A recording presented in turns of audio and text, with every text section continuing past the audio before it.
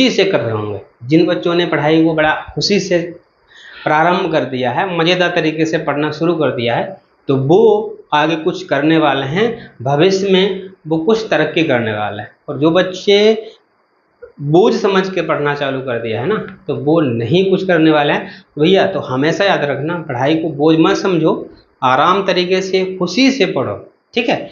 ये हमको ऐसी चीज़ मिलने वाली है कि जो ना तो कभी कोई बांटने वाला है, और भविष्य में अगर आप शिक्षित हैं तो आप लोगों को सम्मान मिलेगा, आप चाहे किसी भी कास्ट के क्यों ना हो, ठीक है। तो इसलिए आप लोगों से निवेदन करता हूँ, पढ़ाई को बड़ा ही खुशी तरीके से करें, बोझ समझकर बिल्कुल ना करें।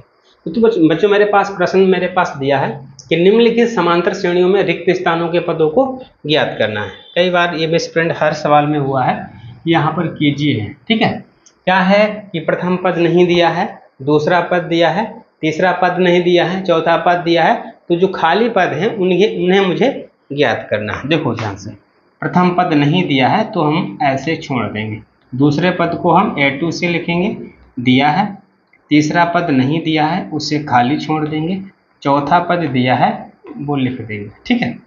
अब आपको जो दिया है उनका फार्मूला लगाओ। जैसे दूसरा पद दिया था तो दूसरे पद का फार्मूला लगाएंगे, कहेंगे भाई दूसरे पद का फार्मूला होता है, कहेंगे प्रथम पद लिखेंगे और इसमें D जोड़ देंगे। कितना D जुड़ेगा, जो पद है उससे एक कम D, है ना।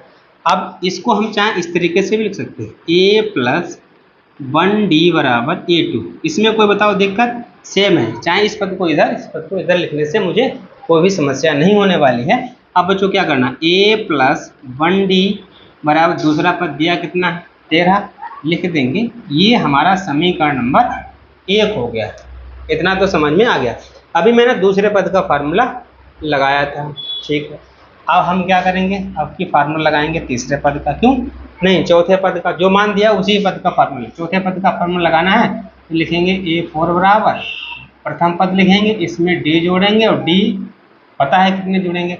अगर हम चाहें तो A+3D बराबर हम क्या लिख सकते हैं, A4 लिख सकते हैं, मान भर दो। A+3D बराबर कितना दिया था 3, ये हमारा समीकरण 2 हुआ। अब इन समीकरण 1 को 2 को विलोपन विधि द्वारा सोल्व कर लेना है। अब लिखेंगे समीकरण 1 व समीकरण 2 को हल करने पर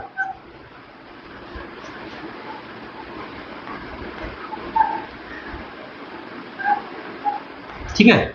समीकरण 1 मेरे पास क्या है, लिखेंगे 1D बराबर 13, A+3D बराबर 3। अब मुझे क्या कर देना है भाई, मुझे विलोपन विधि द्वारा सॉल्व करना है। विलोपन विधि में क्या बच्चों होता है बताओ, विलोपन विधि में क्या होता है कि जिस चीज को आपको गायब करना है, इसमें कितने ABCD के अक्षर हैं, 2 प्रकार के ABCD के अक्षर है, एक तो A है दूसरा D है, और मुझे जिसको गायब करना है उसके गुणांक बराबर करने हैं, है ना।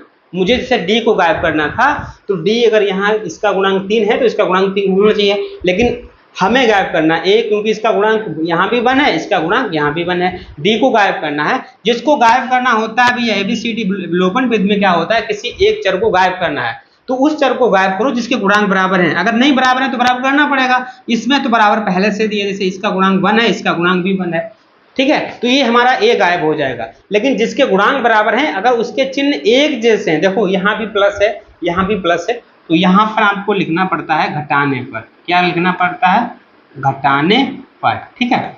यहाँ जिसके गुणांक बराबर हैं उसके अगर चिन्ह एक जैसे हैं तो यहाँ पर घटाने पर, और घटाने पर क्या होता है, चिन्ह बदल दो। ये प्लस का था माइनस कर दिया, ये भी प्लस का था माइनस कर दिया, ये भी प्लस का था माइनस कर दिया।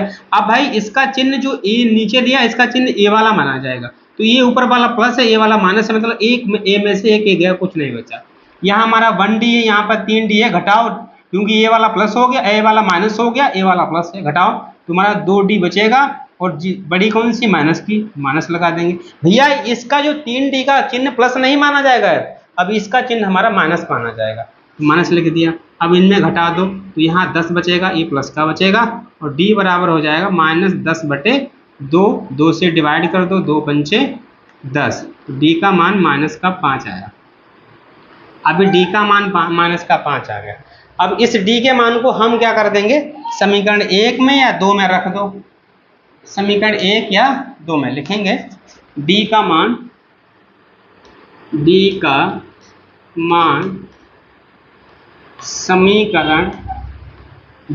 समीकरण किस में रख दे, 2 में। 1 मिनट यार, 1 में क्यों रखे, 2 में क्यों रखे, 1 में रखने पर, ठीक है। समीकरण 1 भाई क्या है हमारा, समीकरण 1 है 1D बराबर 13A, 1D का मान -5 बराबर 13A -5।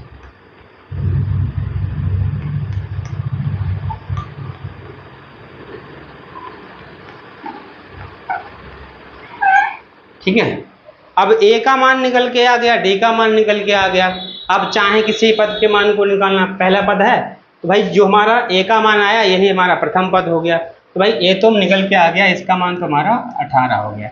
अब मुझे निकालना है तीसरे पद का मान। बच्चों किस पद का मान निकालना है, कहेंगे अब हम निकालेंगे तीसरे पद का मान। तो तीसरे पद का फार्मूला लगा दो, तीसरे पद का फार्मूला कहेंगे, तीसरे पद का फार्मूला लगाने के लिए तीसरे पद का फार्मूला A3 बराबर क्या हो जाएगा, A + 2D।